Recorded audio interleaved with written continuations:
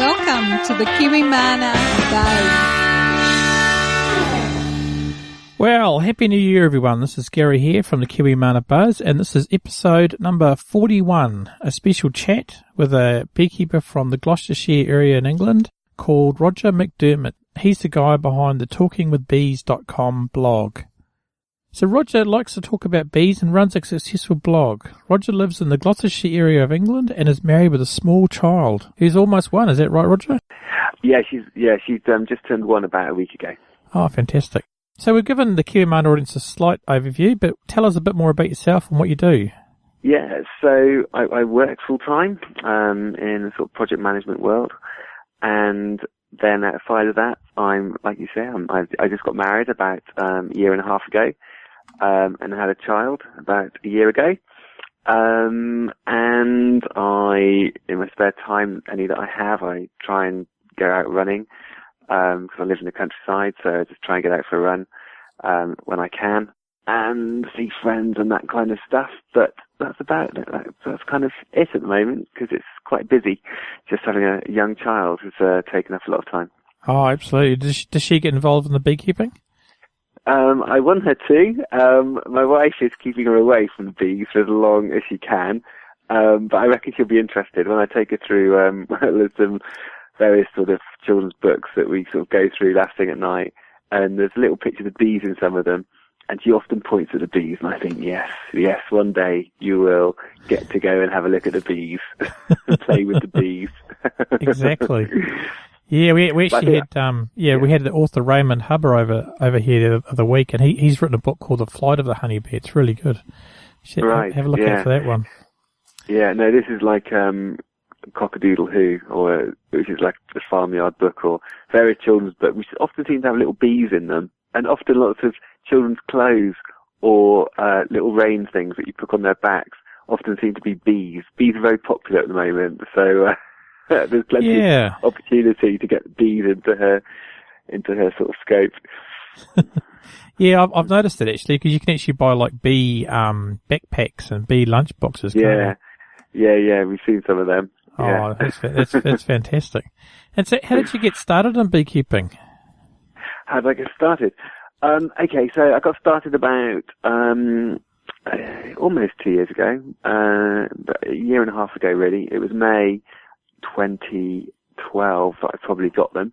I basically started getting interested in about 2008, and I thought I was kind of unique in getting interested in bees at that point. But looking back, it seems that beekeeping numbers sort of started growing dramatically in 2008. So I was just part of the zeitgeist, really, of people getting interested in bees. Yeah. But I didn't do anything about it because I was just busy and lots of other stuff going on. But I thought, it's something I'd like to start at some point when I got a bit of, scope for it.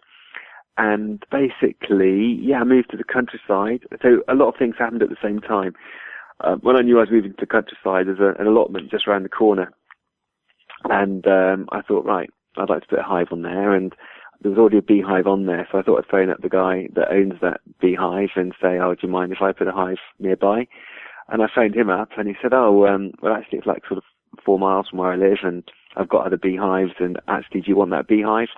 So I bought that hive off him with all the bees in it, and that's how I got started. Oh, fantastic. And so you run a successful blog called Talking to the Bees, and so one of the motivations behind that blog was to gain sanity. Has that happened yet? Yeah, it's called talkingwithbees.com, the website. Yeah. Oh, yeah, well, and it just, I got the idea from the expression of, or the name of the blog. I got the idea from there's the old sort of saying about beekeepers need to go and tell the bee and go and talk to the bees when there's any news or if they've got any secrets and all that kind of stuff. They should go to the beehive and talk about it with the bees. But also talking is kind of a therapeutic sort of thing to do as well. And so the blog is kind of a bit of personal sort of therapy, really. It's just kind of getting the stuff that's in my head down and written down and just putting it out there. But it's always inspired by whatever I'm doing with the bees. So and when you start sort of beekeeping, it does raise, it does start your mind thinking, and it raises a lot of issues within you. I mean, like, bees are scary things, aren't they? And when you're opening the hive up and there's 50,000 bees in there in the middle of summer, it's a scary thing. So that's kind of an interesting thing that gets your mind working. But also when you're sort of building hives, I'm not very good at DIY. I'm not very good with nails and hammers and sawing things or just getting things the right shape or size. Yeah. So as a bloke, it kind of raises lots of issues as well. So all my insecurities, basically, I just sort of get them out there onto the blog, and hope they resonate with the other people that are reading. And the feedback I get from people is pretty much that it does resonate. All the sort of stories. I had a lady emailed me yesterday saying, she'd read a few of the things, like everything that I'd been through. She Googled because bees had died, and she wanted to know why her bees had died.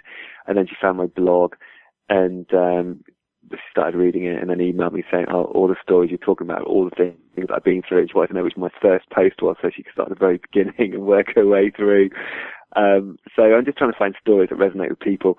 Ideally not just with beekeepers, with the larger sort of people at large, but mainly as beekeepers, really, that kind of follow what I'm writing about. Yeah, absolutely. And you're not afraid to tell people about your mistakes either, eh? So that's fantastic. No, not at all. I think that's how we learn, isn't it? By making mistakes. And, I always think if I've made a mistake, a lot of other people have made the mistake as well, I generally think. And, I think it's good to just say that we're all kind of, we all make mistakes. I think it's a good thing for us all to sort of share, rather than think that everyone else is doing everything right. I think it's good for us to know that, most of us aren't getting it right first time, or even second or third or fourth time. Yeah, absolutely. Yeah, I mean, myself and Margaret do the same thing on our blog. We say the good and the bad. What we've done and what we should have done. Yeah, because there's highs and lows, aren't there, of beekeeping? And I thought everything was going so well this summer. I split my friend who's just a couple of 100 metres down the road. He's got a hive. They wanted to split it, so we split his one hive, and we took 6 frames out, and I made that into 2 hives. I put 3 frames in one hive, 3 frames in the other. Yeah. One had the queen and one didn't. The one with the queen, they put down about 13 pounds of nectar within a few weeks, just off the 3 frames of bees that we put in. It was incredible. And then the other hive, they raised an emergency queen, and that was all. So in sort of end of August, I had 2 hives which were booming full of bees, and I thought everything was fine. And so I was on a real high, and I'd harvested 1 hive and taken off 13 pounds of really nice honey. So I was really excited. And then a few weeks later I went down, and one of the hives, not the one I took the honey from, but the one that raised an emergency queen, they obviously hadn't brought in enough nectar, even though there was loads around this summer. They hadn't brought in enough, and then that one died. So there's a lot of dead bees in there. So you have the high, and you think everything's going great, and then you have the low. And I'd also done a Varroa count. I don't know if you read the latest post, but I did a Varroa count. 2,000 mites or something. Yeah. I did at the end of August. It was really low, so you don't need to do anything for about a year. But I did a Varroa count again last week just to check, and it was like 2,000 Varroa. It's like, how did that happen? So I've got a little theory. I just wonder if because it's a time of year when there's less brood. I just wonder if all the Varroa have come out of the brood and then just fallen on the floor. I just wonder if that might have affected the numbers. I might do another Varroa count just to see if for some reason they've all fallen out for that reason. But probably not. There's probably a lot of Varroa in there, and I'm just going to have to go in with oxalic acid. So, anyway. Yeah, absolutely. Are you going to use the dribble method, Is that what you can do? Yeah. And as ever, I'm terrified of doing anything new with the bees, because if I had like 5 hives, I wouldn't worry about it as much. But when you've got one, and you just got to be so careful with that one, because you want that to get through winter, and then you want to divide it and create more hives. But yeah, I'm going to trickle through oxalic acid. Put the right amount in each strip, and then hopefully that'll knock them down by 90%. Yeah, have a look at Emily. I think it's Emily's blog about. She's just done a recent article about that. So yeah, I did read that around. The best time. Some researcher had said the best time to do it between the 10th and 25th of December. And then another feature of it was you actually go into your brood box and open up all the brood that's sealed in order to get better efficacy. Oh, okay. And there was some discussion around that, but I think I'm not going to go into the hive and break up the brood. I'm just going to trickle through the oxalic acid. That'll do for me. Yeah, absolutely. Yeah, Yeah. the other thing to look at is the vaporizing of oxalic acid, which works really well for us. And I think the vaporizing looks like it's a really good method, actually. We've got some new strips as well here in the UK. I forgot what they call it, like Max strips or something, that you can put down at any time of the year. Yeah. And they seem to have I think they're going to have quite a good efficacy of knocking off the varroa mite, which might be a bit less aggressive on the bees potentially. But I think I need to have a few more hives to make it kind of value for money, because you get about 10 strips per, and it costs quite a lot of money. Anyway, basically I need more hives to make it justify the cost of this other method. But we'll find. I'll see how it goes. Yeah. What's the active component of that new one? Now you're asking. Oh. I can't remember. I've read it. It's been advertised quite a lot here in the UK. Oh, it's not Mitaway, is it? Because I know that got approved recently. Mitaway, it might be Max. I think it's called Max strips. Oh, okay. I can't remember. I haven't heard of that one. Or something. Yeah. Anyway. Yes, you need to look at treating that hive with the 2,000 mites. Absolutely. Yeah. I'm going to use oxalic acid on that in the next week or so. On a warmer day. Yeah, absolutely. So what's one thing that you wish you knew now before you started beekeeping, or wish you knew now before you started beekeeping? Yeah. What I wish I'd done before. Well, I went on quite a lot of courses to do with bees, and they were really good. I learned a lot about beekeeping from that. I wish I'd spent maybe a bit more time. One of my friends been beekeeping for about 10 years. Which I'd maybe done a bit more with him and his bees before I got started. But basically when I got started in May was also the time I got married and moved at the same time, and also had a sort of baby on the way as well. So there was a lot of things sort of going on at the same time. So maybe I wish I got started beekeeping a bit earlier. If I started a year or two before, then there'd have been a bit less going on, and I could have been a bit more, had a bit more time for the bees. I've been rushing around like a madman. I mean, you start beekeeping because you want it to be fun and relaxing and a nice hobby, but actually, during the season, it can get quite busy. And also, in my first summer, there's quite a lot of swarming going on in the UK, and also there's dodgy weather. The queens weren't necessarily mating, so you had virgin. I didn't know what was going on in the first year. It was all. I had two. I managed to get it up to 2 hives in the first year, but it was a really difficult year because of swarming, queens not mating, all that kind of stuff. So I had quite a difficult time that first year. So it'd be nice if I'd start. Yeah, if I could do things differently, I'd have started beekeeping sooner in my life. Yeah. Absolutely. So did you get a lot of your bees swarming that season? Last year I did. The summer that's just gone, I didn't have any swarming because I just divided the hive. Yeah. I think that probably sorted that one out. But the previous year, I did. Yeah, they swarmed maybe. Yeah, 2 decent swarms. One really big one. So the hive I got, basically, they decided to swarm on the day I got married, and so I didn't have any time or ability to deal with it.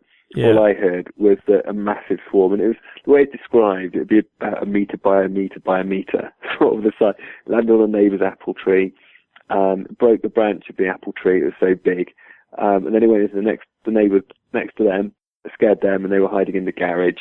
And then it was last seen flying off over another neighbour's roof. So I don't know what happened to that one. So that was one swarm.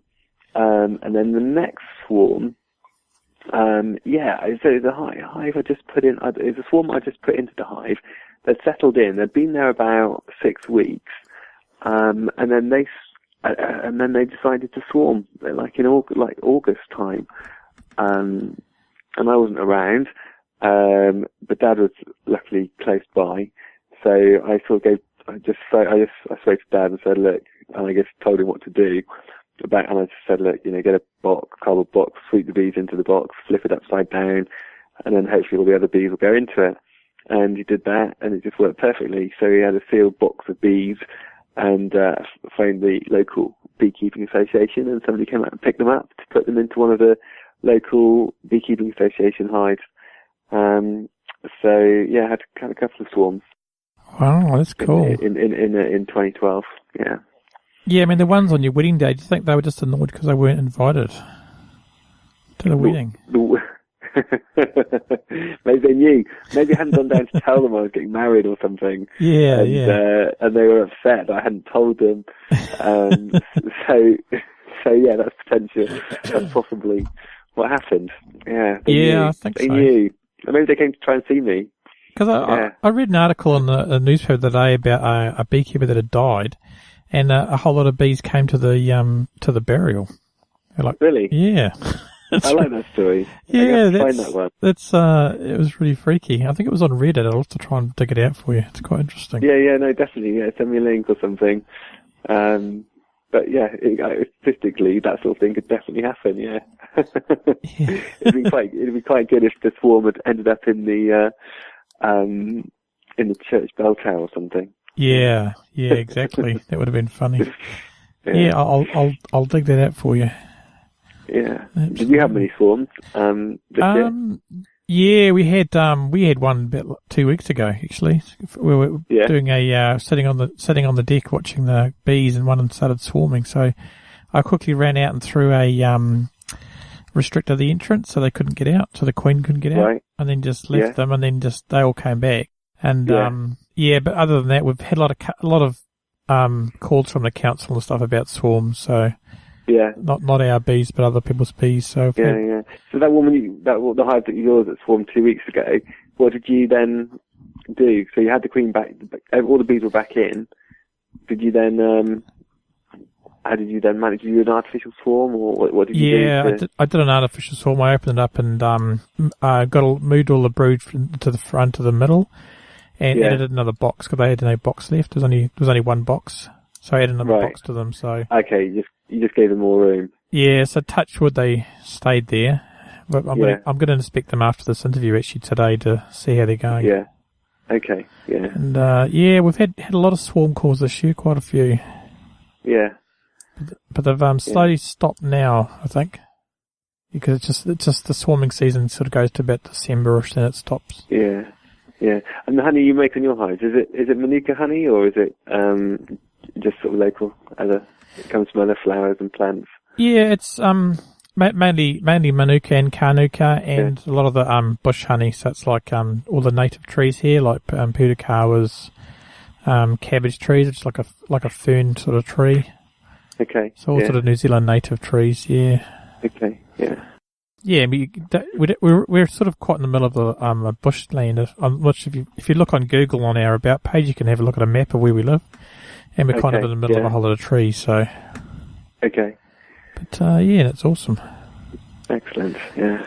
And so, what's your most exciting beekeeping experience, Roger, so far? Exciting, God, I get kind of adrenaline rush every time I put my beekeeping suit on and go down there. It's always exciting. Do you still find them scary? Do you still find them scary, Roger? What's that? Do you still find them scary, the bees? Yeah, I do. Yeah. Definitely. And I haven't been using smoke this season because I just wanted to sort of see how that goes.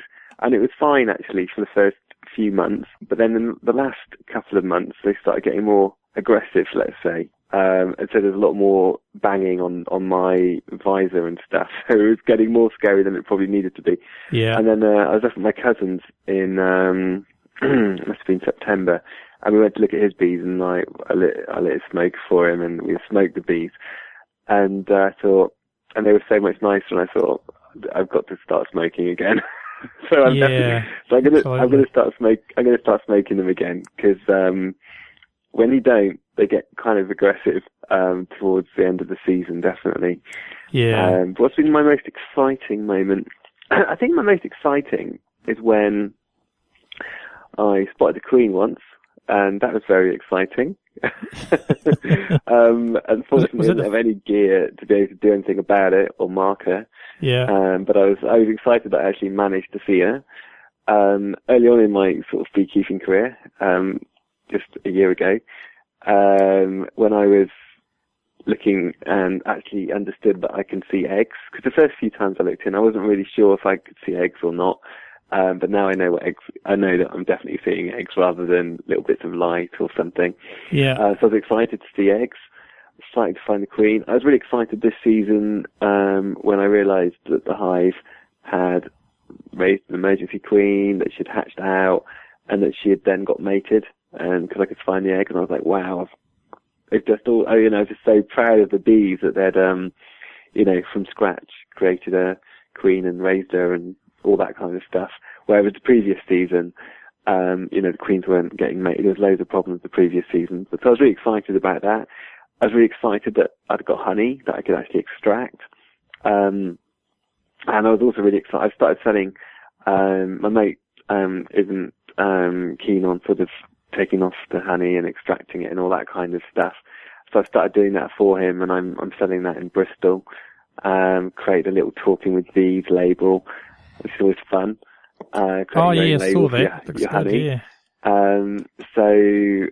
It's been lots of really exciting moments. Yeah, lots of exciting moments. Oh, that's fantastic. Yeah. Oh, that's cool. What's been your most exciting experience, Bees? There's been so many. probably being up a ladder like 8 meters, holding a bee swarm, and trying to hold it together and things like that. I think I did one once where I actually climbed up in the middle of a tree. I think it was a conifer tree. Yeah, there was like a big, huge conifer tree.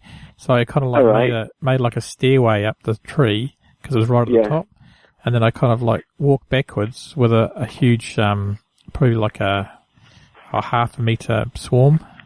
Sort of backwards through the tree, which is which was exciting. Have you got any photographs of that? Well, no. There's a lot of movies about it. The whole neighbourhood was filming it, but I've never seen the footage. So, that was in a suburban area. Yeah, and you're not scared of bees? No, not at all. No, they don't scare me, Roger. But the thing is that my bee suits seem to keep letting the bees in, so I guess that's quite scary. I used to have I started off with a half bee suit, but I discovered that you only have to sort of bend over, and you've suddenly got a naked back, and before you know it, they're crawling up. So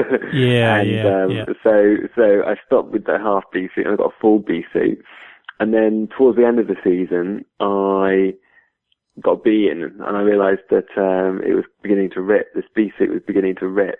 Yeah. At the top, and so because of my, I'm not very good at building hives. I'm not very good at sewing, so I kind of delayed sewing this up. So a couple of times I got bees in. One of the times a bee got behind my ear and stung me behind my ear, and so I guess that's one of the reasons I've been a bit more fearful, is because I keep getting bees in my bee suit. And also I've discovered that bee suits aren't that protective, are they? Because I just kept getting stung quite a lot this season.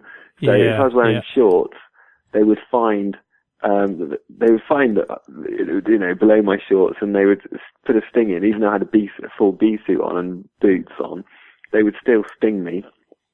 And then also in the evening times, I think, they're all quiet, there's no bees about, they're all in the home, and I'm just going to go and put some sugar syrup on, right? And so, it's the worst time to do it. Yeah. I've been watching the Fat Bee Man videos. On YouTube, and he never wears a bee suit, does he? No. So I thought, I was thinking, it'd be fine. So I'd go down, take the bricks off, take the roof off, open up the feeder, and obviously there'd be loads of bees in the feeder, but they'd all be there in the feeder, and then I'd start pouring in the sugar syrup, and then they'd start coming at me, and Yeah, You- I you thought don't- they'd appreciate me giving them sugar syrup, but No, I think they just. they attacked me. They don't appreciate it. So I basically, I just got stung a lot this year, and I've learned from that. So I'm always, doesn't matter what the weather is, what it's like, what I'm doing, I'm going to have a full bee suit on with boots and gloves. And Yeah, absolutely. that's what I've learned this season. Yeah. Is your suit too tight? Maybe just get a size higher. Bigger size. No, it's not too tight. It's the right size. But I've discovered that if you've got a t-shirt and shorts on, they'll find your arms that haven't, So now I wear a thick. It doesn't matter how hot it is. I'm wearing a long, thick sleeved shirt and my jeans underneath my full bee suit because I need to keep those stings off me. Yeah. Every time I get stung, I get quite big swelling.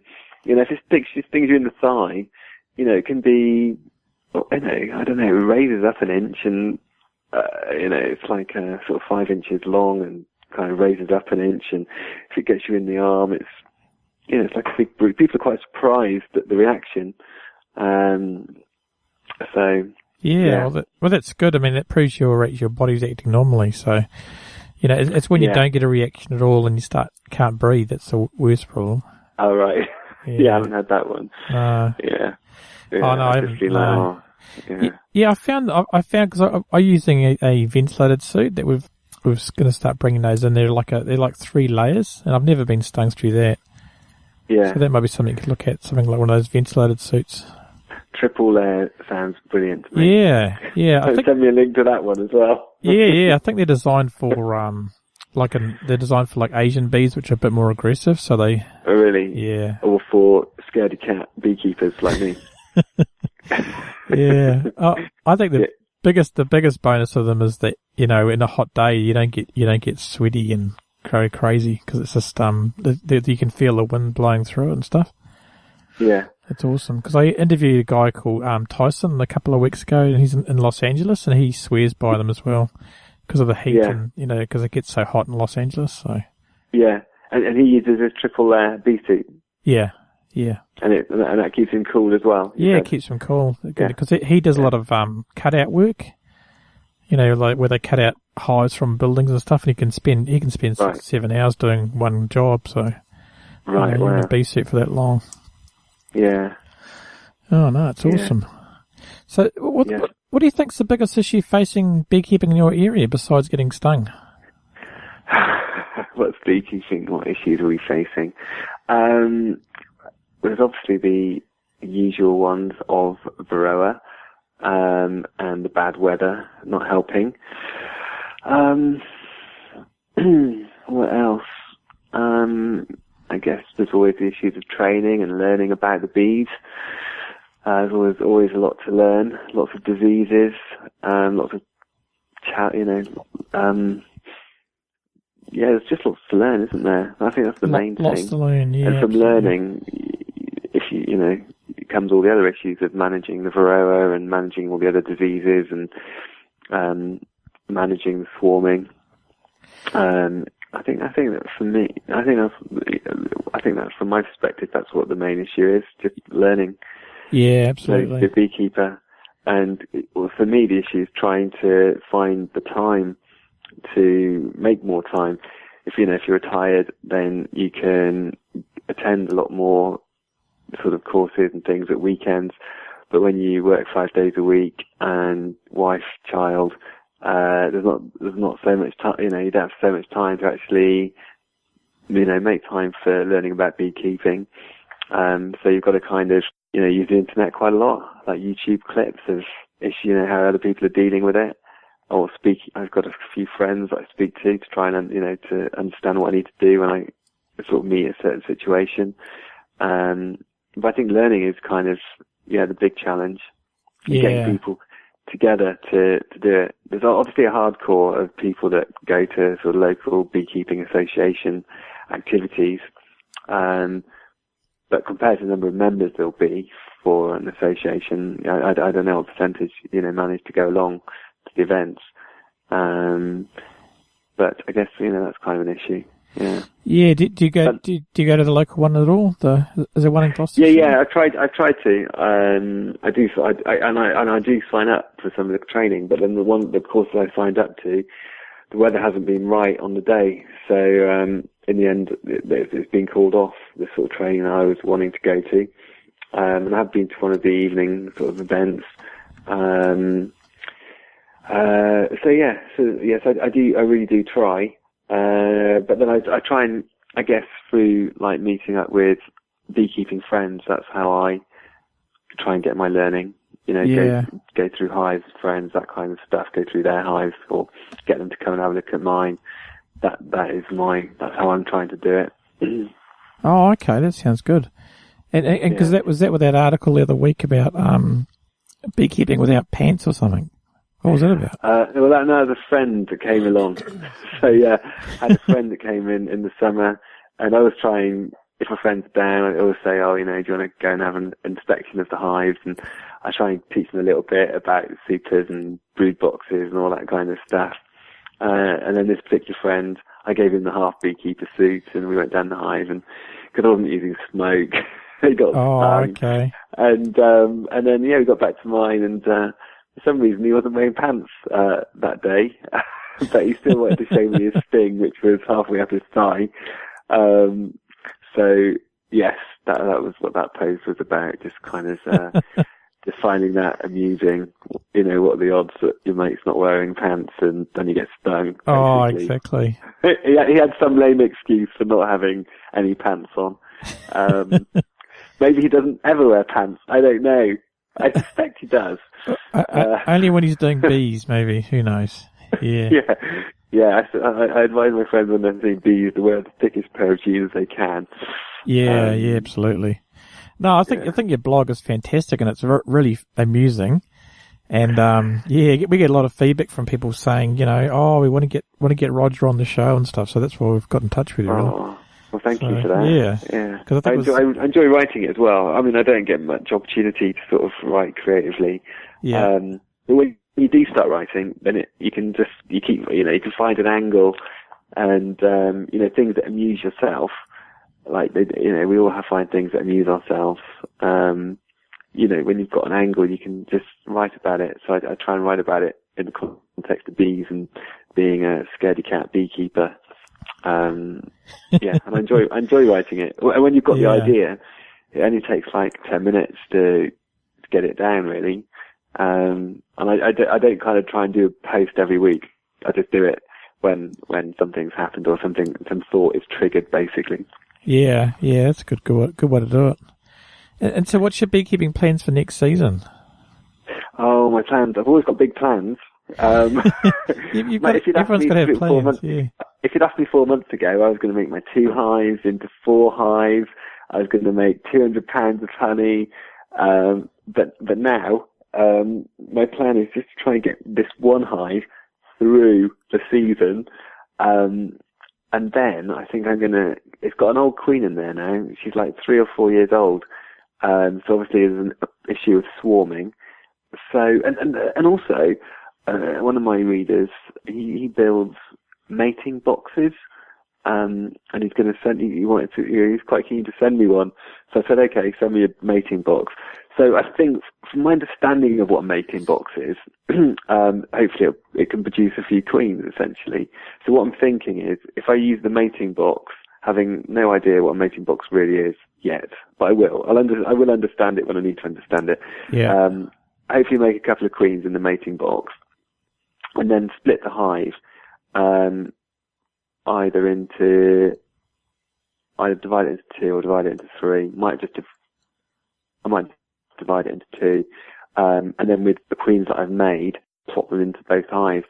So put the new queen into the hive which doesn't have a queen, because that means they'll just get going straight away. I might even make honey this season. And then in the other hive which has got the queen, the old queen, I don't know what you do. Do you kill the old queen and just hope they take the new queen? What would you do in that situation? Yeah, generally you do. You remove the old queen if she's not laying properly. Or you could split the hive and, split them up and stuff. Yeah. How would you, so with the queen, I mean, it's got an old queen in there. She's 3 or 4 years old now. Yeah. So because it's like I'm near other houses and things, I don't want any problem with swarming. So I'm definitely going to put, they need a new queen. So would you kill the old queen and then just put the new queen in? Yeah. Put her in with get a queen cage from a. Yeah, I've got a queen cage. Yeah, yeah, and just put some grass in grass in the queen cage. Yeah, and just let the bees take out the grass and let the. Oh, okay. Oh, we normally use like a candy, like a marshmallow or something. Marshmallow. Okay. Yeah, and they'll eat it out. They'll let the bees will eat it from both sides. So something that something sweet candy kind of thing. Okay, right, fine, I'll do that. Yeah, and that'll acclimatise the bees with the new queen, so they shouldn't reject her. But, so she's 4 years old. That's amazing, isn't it? Well, yeah, I put it on my blog how I feel. It's second, third. Oh, yeah, I think she's quite an old one, because that's why my mate wanted to split the hive and get rid of that queen, because she was quite old. So, but I was happy to take any queen. So I'm hoping they might even supersede her this winter. She's marked. She's got a blue spot on her back. So if I see a queen without any marking on it in the spring, I know it's the new queen, so I won't need to replace her. So yeah, I'll see what I've got. But I might split it into 2 or 3 hives. Yeah, absolutely. 3. I'd like to have 3. I think 3 is a nice number for beekeeping. Yeah, 3 is good. Yeah, we've got like 30 at the moment, so it's too many. Yeah. But, 3. Yeah, I think I can handle 3. Without it becoming too much of a chore. But I've also got a job and lots of other stuff going on, so I can only handle so much. Oh, absolutely. Yeah, exactly. So this mating thing, is it like a queen castle maybe? Something like that? And that's where you split a full-size box into 4 little mini boxes? Yeah, I think it's something like that. I'm not sure what it is exactly. Because what I want is, hopefully it's one that the current queen can kind of walk into, and then they can lay eggs in it and all that kind of stuff. And then I can take it away, and then they'll raise emergency queens in it. That's what I'm hoping. It's that kind of one. Otherwise, if it's another type of mating box, I think you have to put like a swarm cell in, and then the swarm cell, the queen hatches out, and then she goes and gets mated and comes back, and then you've got a mated queen, and you can see if she's laying, etc., etc. So I've really got to understand a bit more about this mating box thing. Yeah. But it sounds a really good idea, because then you can like make your own queens rather than buying queens, and you can then also, when you're splitting hives, you can get a queen in there straight away, rather than waiting, 7 weeks before you got a mated queen. Yeah, absolutely. Yeah, no, it sounds a bit like a mating nuke thing that we use as well. Yeah, it's a mating nuke. Yeah. Yeah.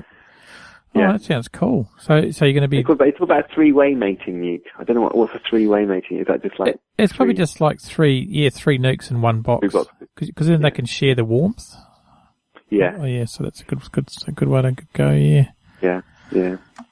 Oh, and I found that article for you, so I'll drop you an email with the link in that, and I'll add that to the show notes too.